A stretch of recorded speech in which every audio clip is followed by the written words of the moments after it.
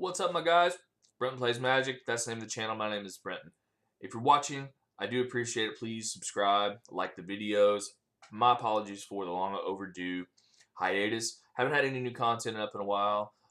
December and the holidays, shit just gets busy, man. We've got a lot of stuff to do, right? But new year, new gear, 8-rack. So we are on this deck. There's a long explanation of how I got from Green Red Ponza, if you remember from watching the last leagues, to 8-rack. And I tried to explain that on a video a minute ago, and the video ran way too long. So basically, I toyed around with Ponza, tried to modify it to a black-green kind of version that did some other kind of fun stuff. The fun stuff was fun, but it was really just too cute, and it wasn't consistent enough, and it didn't impact the board state enough for me to continue it. So at that point, I already had some investment in a handful of cards, Liliana the Veils being one of them. So I'm like, you know what? I've always thought 8-rack was kind of cool. Tom Ross is the man with it. He has had some recent success and some overall success with the deck from time to time. So that's what we're doing. This is essentially his list, with one exception. We're only rocking 3 lilies. That's kind of like a budgetary constraint right there. If I was going to play the 4th, if I had the money for it, I would, but we're not going to pay for this shit. So instead, we're playing a copy of Blackmail. If you don't know what it does, if they're down to 3 cards, you get to pick whichever one to discard, including a land, which that can be relevant too sometimes. You can hit them with a bunch of discard, turn 1, 2, 3, and then hit them with Blackmail. Maybe you can get rid of one of their Tron lands. Maybe they were kind of stumbling. Who knows? But it can be relevant. Outside of that, Funeral Charm is pretty sweet. They can it's instant speed, so we can play the first function at the end of their draw step.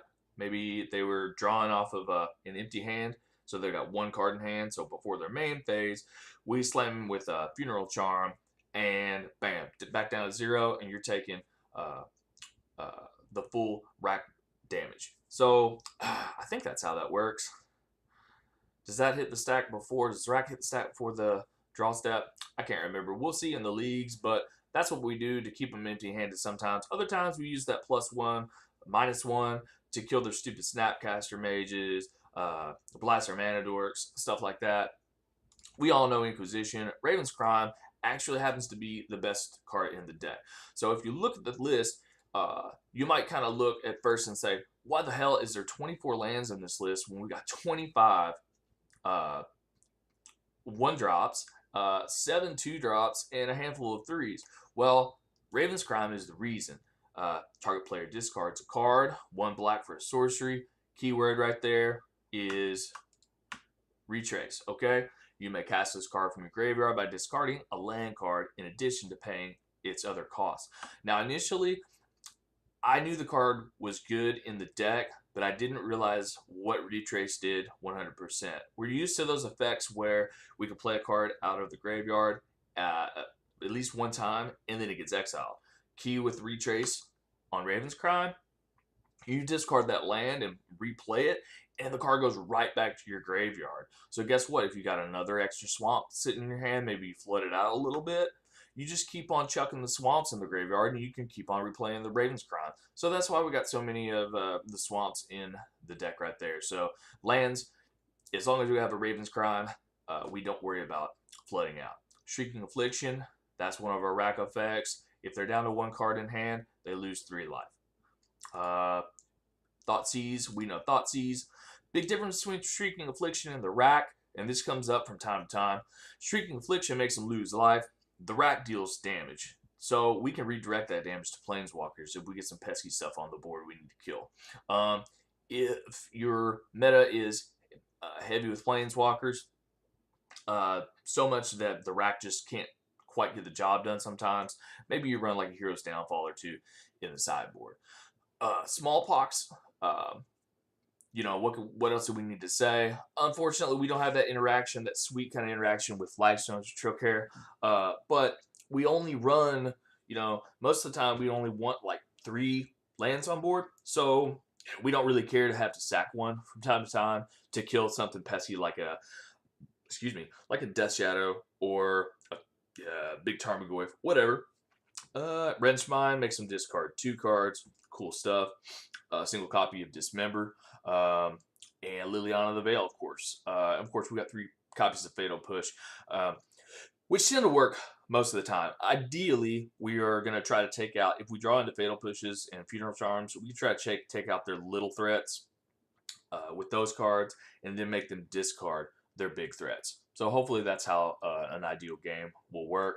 The other exception, besides the 4th Liliana the Veil, to Tom Ross's list, instead of the Death Shadow, I'm trying this Nixithid guy. And so far, he's been kind of cool. 3 mana, you get a 7/7.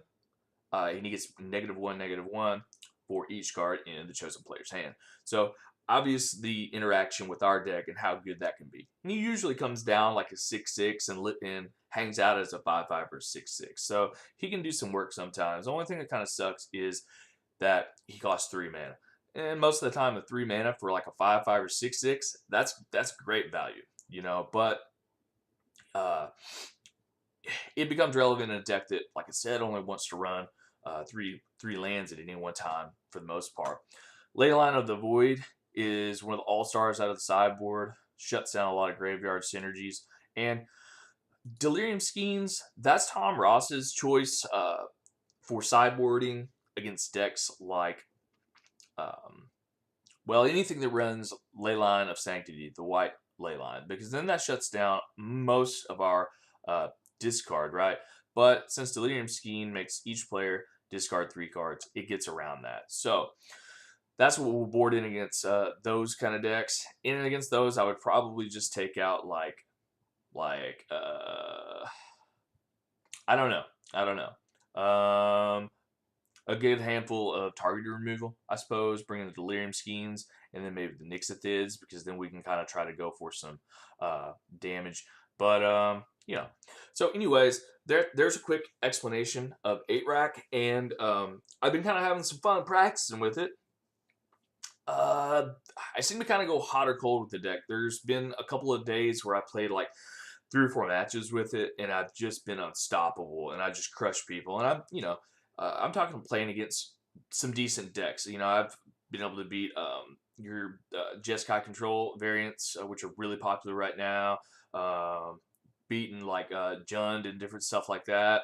The go wide strategies are pretty difficult. Like Elves is pretty tough. Affinity is pretty tough. Those decks, we just gotta hope we get into a Bantu's Last Reckoning. Did I mention that? Yeah, that card is our sweeper over Damnation. And that fits the bill better than Damnation because of the mana cost, right?